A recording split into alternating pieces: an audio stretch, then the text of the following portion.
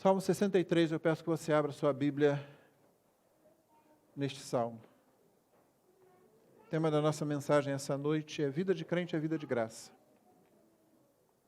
Pela manhã vimos que o Evangelho é vida da ressurreição, é vida ressurreta. Não existe cristianismo sem ressurreição. E agora à noite nós queremos ver que a vida do crente é uma vida de graça. Os irmãos se lembram que hoje pela manhã eu falei sobre o que é natural e o que é sobrenatural.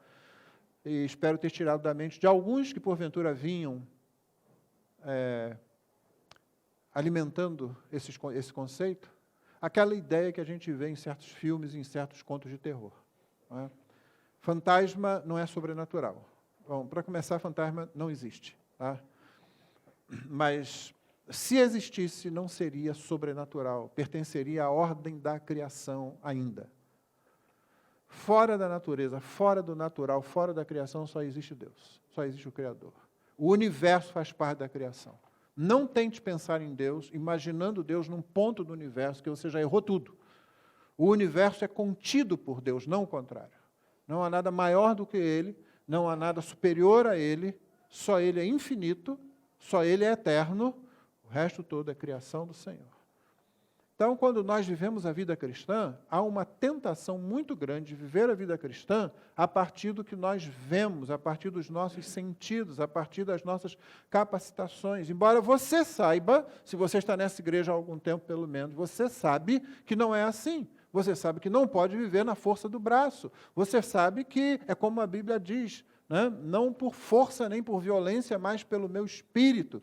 Não é isso que diz Zacarias? Então, nós sabemos disso, mas no dia a dia, nas lides diárias, e principalmente quando a angústia, quando a dor vem sobre nós, a nossa tendência é reagir como se a vida cristã brotasse de uma fonte natural.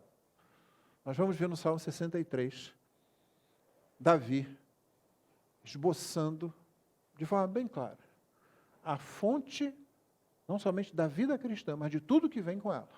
A verdadeira satisfação, a verdadeira alegria e a verdadeira energia para viver. Então, eu vou convidar você a ler junto comigo o Salmo 63, na versão que nossa igreja usa. Salmo 63, um salmo de Davi, quando ele estava no deserto de Judá. O que ele estava fazendo no deserto de Judá? Nós já vamos ver, mas vamos ler juntos. Vamos ficar de pé e vamos ler juntos esse salmo.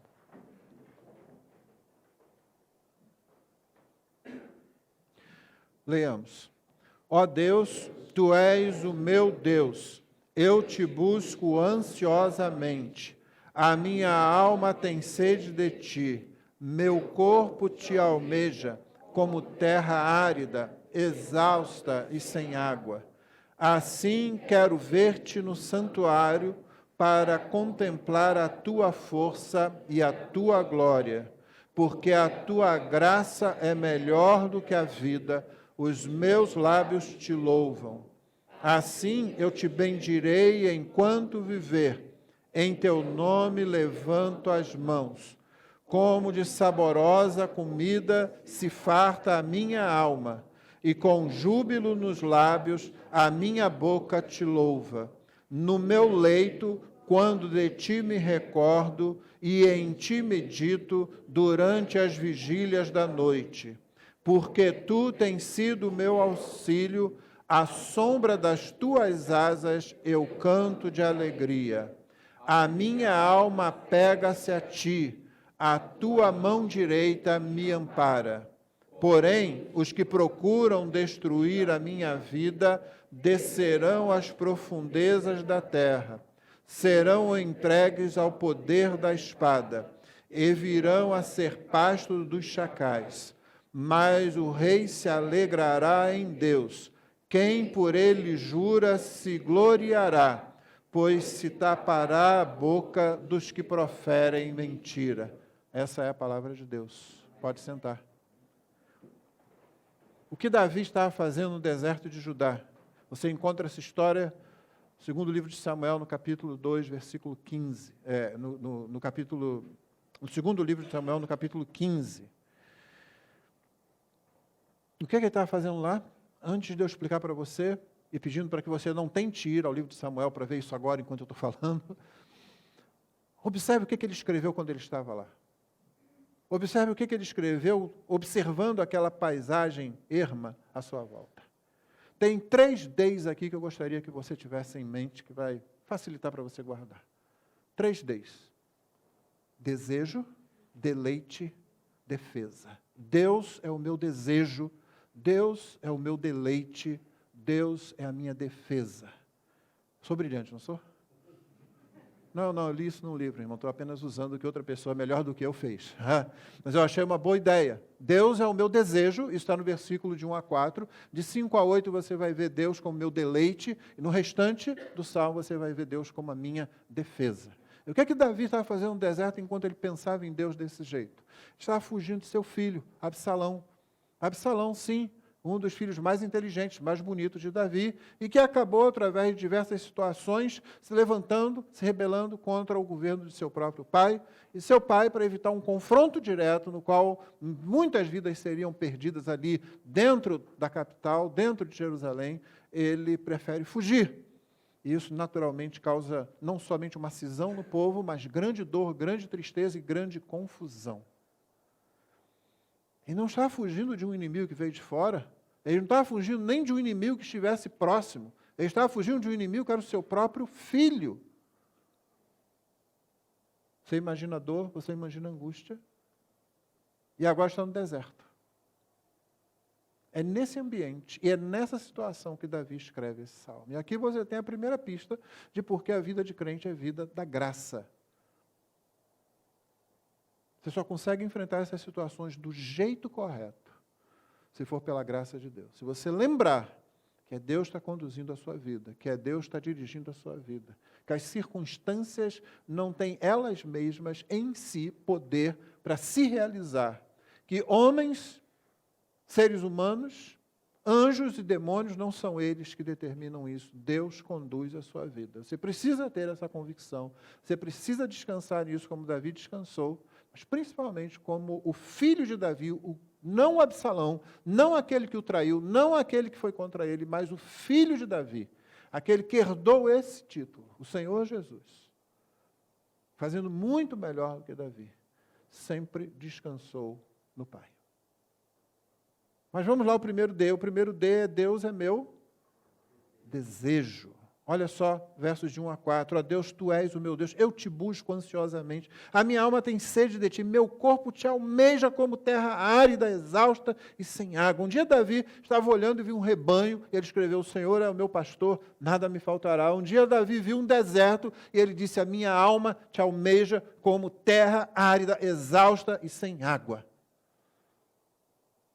Deus é o desejo da nossa alma, é o desejo de qualquer pessoa que o conhece. Depois que você conhece Deus, você tem um grande problema, nada mais satisfaz você.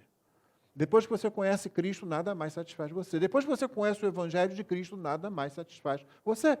Quando você vem a uma igreja que prega o Evangelho, você não vai querer ir a outro lugar onde o Evangelho é trocado por qualquer outra coisa, onde a Bíblia é relativizada. Você não vai querer um Evangelho que quer apenas colocar você para cima.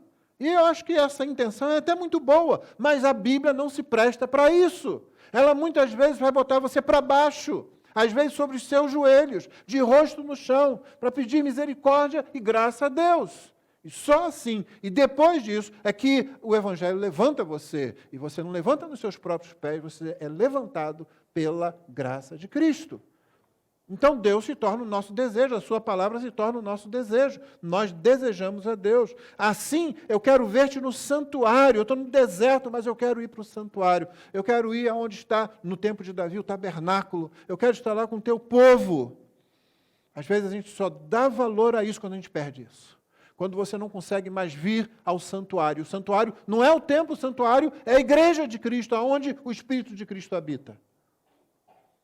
A gente passa tanto tempo perdendo reuniões da igreja, a congregação da igreja. Em algum momento da sua vida, como muitos irmãos que eu vi, que eu tive que cuidar como pastor, inclusive, sofrem de alguma coisa e não podem mais vir.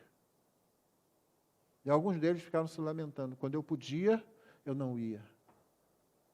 Davi está no meio do deserto, mas ele dizia, se eu pudesse, eu estaria lá. Eu quero ver-te no santuário para contemplar a tua força e a tua glória. Por que ele não pode contemplar isso no deserto? Claro que ele pode contemplar em qualquer lugar, mas o santuário, você se lembra? Aquele templo móvel, aquele templo funcionava com várias coisas que apontavam para a graça de Cristo, para a glória de Cristo. Davi não ia saber dizer isso ali, mas ele via isso como manifestação do ser de Deus. Você entrava no tabernáculo e todas as coisas estavam ali. A pia, ou a bacia, ou o mar, dependendo da tradução, aonde havia água para se usar logo na entrada para os diversos sacrifícios que eram feitos, o altar do holocausto, e à medida que você vai entrando no lugar santo, onde os sacerdotes entram, e você tem símbolos da presença de Deus ali, à medida que você entra no Santo dos Santos, você tem os símbolos maiores da presença de Deus, principalmente a Arca da Aliança. Davi não vai entrar no Santo dos Santos, Davi não vai entrar nem no lugar santo, mas ele se contenta em estar ali, ele disse, eu quero ver a tua força e a tua glória lá no santuário, porque a tua graça é melhor do que a vida. Essa palavra em hebraico, ela é muito rica, hesed, que é traduzida na nossa versão como graça, mas pode ser traduzida como amor. Pode ser traduzida como fidelidade ou como um amor fiel. A palavra hesed, ela tem o sentido de uma insistência da parte de Deus de que Ele não vai largar aquele a quem Ele ama. Por isso Davi está dizendo, a tua graça é melhor do que a vida. Os meus lábios te louvam. Quando a gente louva ao Senhor, o primeiro motivo precisa ser a graça dele é melhor do que a vida, porque não existe vida sem a graça. Nós louvamos ao Senhor pelas coisas boas que Ele faz por nós. Nós louvamos ao Senhor pelas bênçãos que Ele nos dá. Mas, irmãos, como eu falei hoje pela manhã, só o céu é a resposta plena e adequada para todo o sofrimento humano. Porque mesmo hoje, com as maravilhosas bênçãos que Deus nos dá, você sabe que elas são provisórias. Coisas maravilhosas, nós temos amigos, a amizade é uma das grandes bênçãos que Deus nos dá. De repente, um amigo seu é diagnosticado com uma doença e você sofre, e sofre muito. De repente, você perde, através da morte, um amigo, uma amiga, e você sofre, não está garantido, não está na tua mão. E era a bênção de Deus. Casais jovens, crentes, se casam. Uma coisa qualquer acontece e um deles é chamado à presença de Deus. São bênçãos de Deus. Mas a graça dele é maior do que a vida, justamente porque é a graça dele que dá sentido a tudo que ele nos dá, mesmo quando nós temos por pouco tempo. E se você olhar para a vida como um todo, é sempre pouco tempo, não é? Na grande reclamação do ser humano, é pouco tempo, é curta demais. Até alguns partem para o erro dizendo justamente isso. É muito curto. Tem que aproveitar, e eles vão aproveitar do pior jeito possível, fechando o sentido da sua vida apenas nisso que eles conseguem tocar, ver. Não, Davi conseguiu enxergar um pouco mais. Porque a tua graça é melhor do que a vida. Os meus lábios te louvam. Assim eu te bendirei enquanto viver, em teu nome levanto as mãos. Deus é o meu desejo. É o desejo da minha alma, é o desejo da nossa alma. Aonde eu estiver, do jeito que eu estiver. Eu estou no deserto, meu filho está me perseguindo, mas o Senhor ainda é o meu desejo. Eu quero voltar a louvar ao Senhor. E enquanto eu estiver aqui, ainda vou louvar ao Senhor, mesmo nessa circunstância. Segundo Deus, é o meu deleite. E aí, Davi começa a falar de coisas que a gente entende bem, principalmente crente, né? Ele começa a falar de comida, de banquete. Né? Como de saborosa comida se farta a minha alma, com júbilo nos lábios a minha boca te louva. Nós somos tão espirituais às vezes que a gente pula a comida e vai para o louvor. Né? Na cabeça de muita gente ainda parece que o céu vai ser aquele negócio da gente flutuando de nuvem em nuvem. Parece que vai ser um negócio desse, né? Com uma harpa na mão. Né, Elisângela? Ela já falou. Hoje ela falou comigo assim, eu quero flutuar de nuvem em nuvem. Não, vamos parar na mesa um pouquinho? Vamos parar na comida saborosa? Vamos nos fartar? É interessante como a Bíblia usa essa imagem para falar, inclusive, do céu, como um grande banquete, um banquete de casamento, que não é, então, qualquer banquete. Porque Deus é o meu deleite. A gente se deleita como numa comida boa, gostosa, daquela que a gente gosta, que está muito bem feita. Por isso, com júbilo nos lábios, a minha boca te louva. No meu leito, quando de ti me recordo, em ti medito durante as vigílias da noite. E louvo ao Senhor. Meus irmãos, a vigília, estar acordado durante a noite, não é natural. Mas certamente, nesse momento aqui, Davi tem muitas noites insônias, não tem? Muitas noites para ficar acordado. Meu filho me perseguindo. Alguns que eram meus aliados agora estão do lado dele. A cidade, o povo entregue a ele, que obviamente não tem um caráter bom para governar. Muitas noites insônias, mas o que ele faz?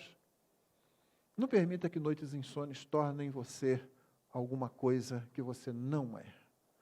Você não é o resultado das suas experiências, daquilo que aconteceu na sua vida até agora. Você é resultado da graça de Deus. Então, durante as noites insônias, louve a Deus.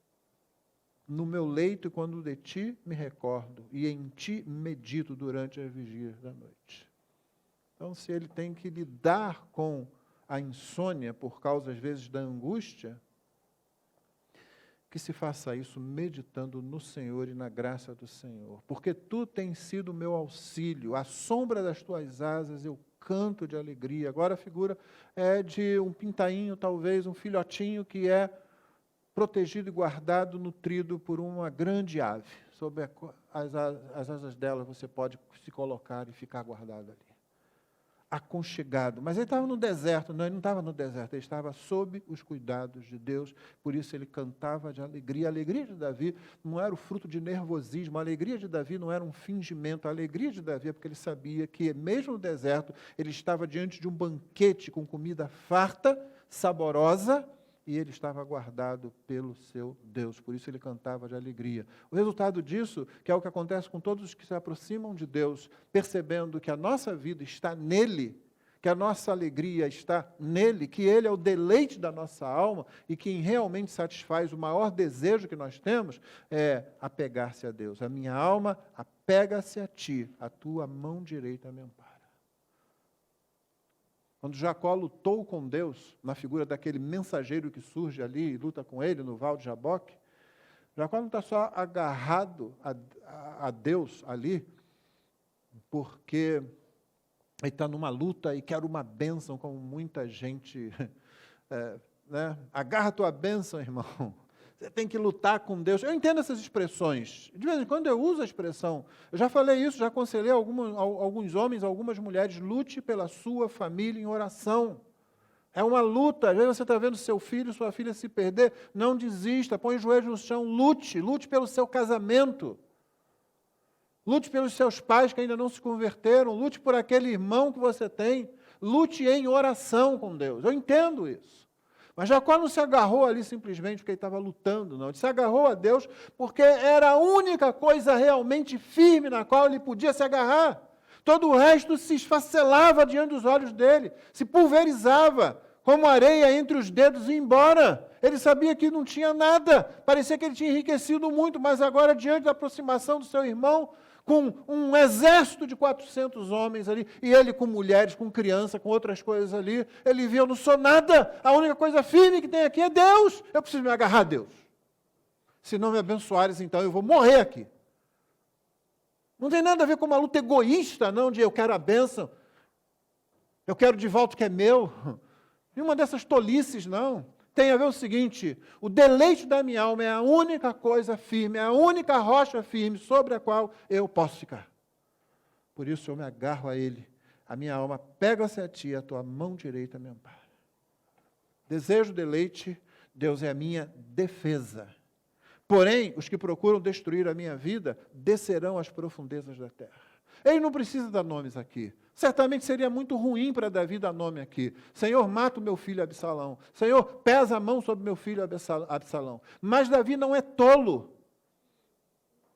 Ainda que ele sofra muito, e você vai ver que, ao final, quando seu filho é morto, Davi, como qualquer ser humano, como qualquer pai, sofre muito com aquilo, a ponto de dar uma direção errada para aqueles que estão mais próximos. Ele chora tanto a ponto de dizer, quem dera eu tivesse morrido no teu lugar. Espera aí, os oficiais dele chegam, então você queria que a gente perdesse essa guerra? Pessoas morreram lutando por isso.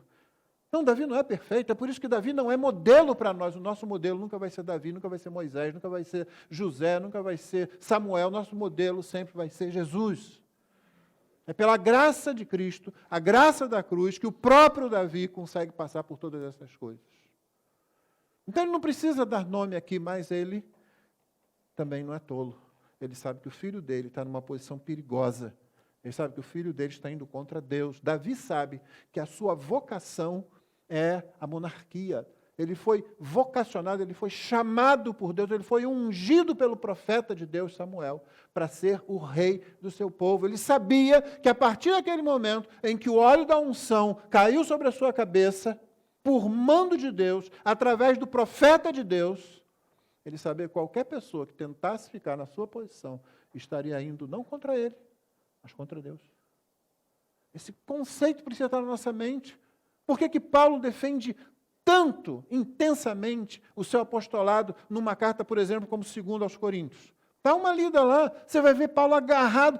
Paulo quer o apostolado mesmo, Paulo quer ser quem manda nos outros. Não, você vai ver que ele nunca argumenta nada disso. Paulo não tem nada a ver com esses apóstolos que estão por aí hoje, querendo dominar sobre a vida dos outros. É porque Paulo sabia que ele foi chamado para ser apóstolo, e quem rejeitasse o ensino que ele estava colocando, que ele estava passando para a igreja, não estava rejeitando Paulo, estava rejeitando Deus, estava rejeitando Cristo, estava rejeitando o Evangelho.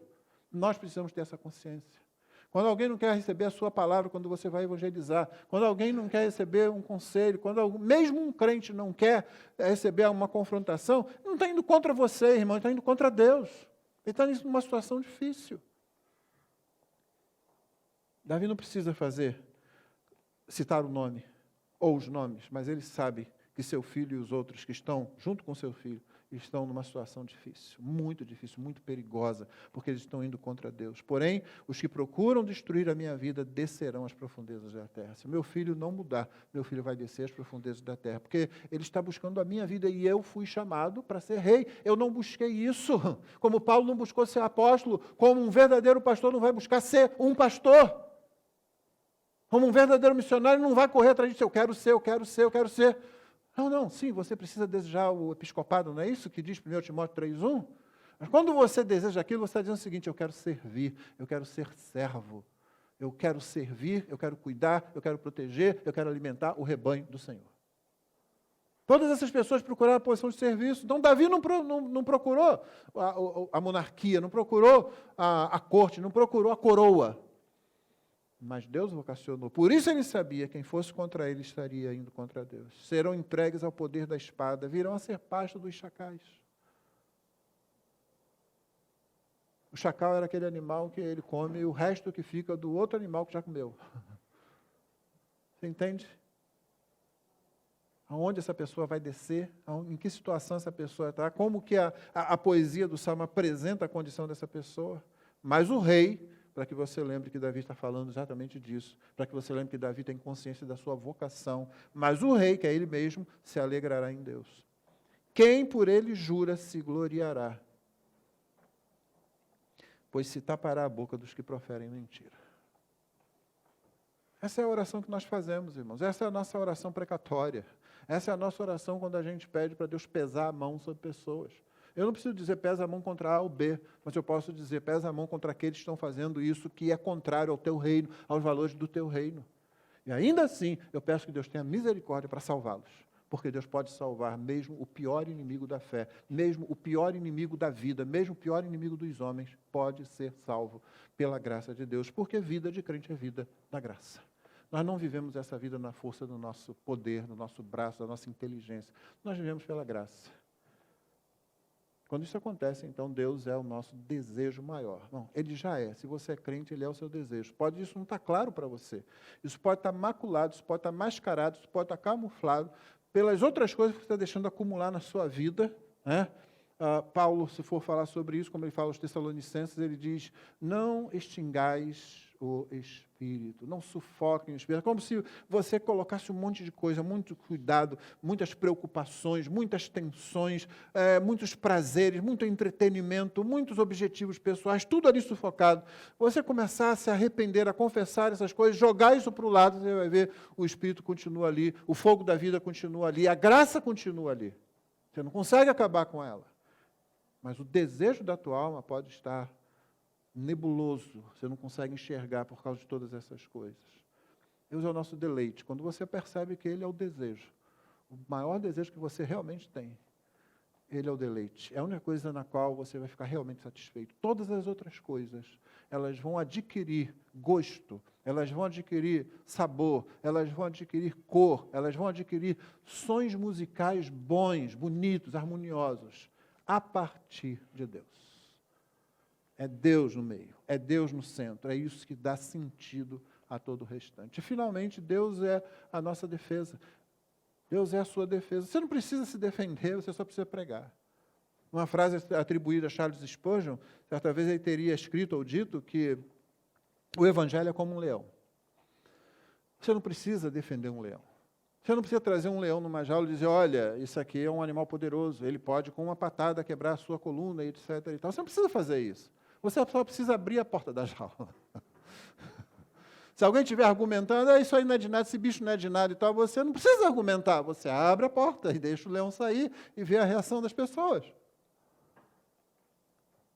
O que Spurgeon está dizendo é, você não precisa argumentar, lutar pelo Evangelho, o que geralmente significa uma autodefesa. Não, você só precisa pregar, proclamar o Evangelho. Deus é a nossa defesa. Se tapará a boca dos que proferem mentira.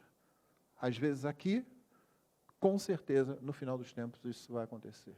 Acontece parcialmente hoje, acontecerá plenamente no final. De qualquer forma, irmãos, Deus é o desejo da nossa alma, Deus é o deleite da nossa alma e Deus é a nossa defesa. Que o Senhor nos abençoe.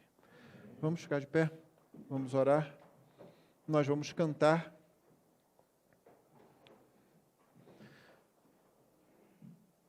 E após o cântico, nós vamos encerrar a transmissão. Deus abençoe você. Se você ainda não se entregou a Cristo, renda-se ao Senhor Jesus, porque a vida que Ele dá, vida graciosa, é a vida verdadeira. Fora isso, só resta a morte de algum tipo. Obrigado, Senhor, pela Tua palavra. Obrigado, Senhor, pela Tua graça. Obrigado, Senhor, porque o Senhor colocou no nosso coração um desejo que só pode ser satisfeito por Ti mesmo. E obrigado porque é o Senhor quem nos defende, quem nos guarda, Senhor. Mesmo que os homens se levantem contra nós, o Senhor nos preservará para aquele dia na eternidade. Nós te louvamos por isso, pedimos que a Tua palavra produza todo o fruto para o qual o Senhor a enviou. Em nome de Jesus é que oramos. Amém.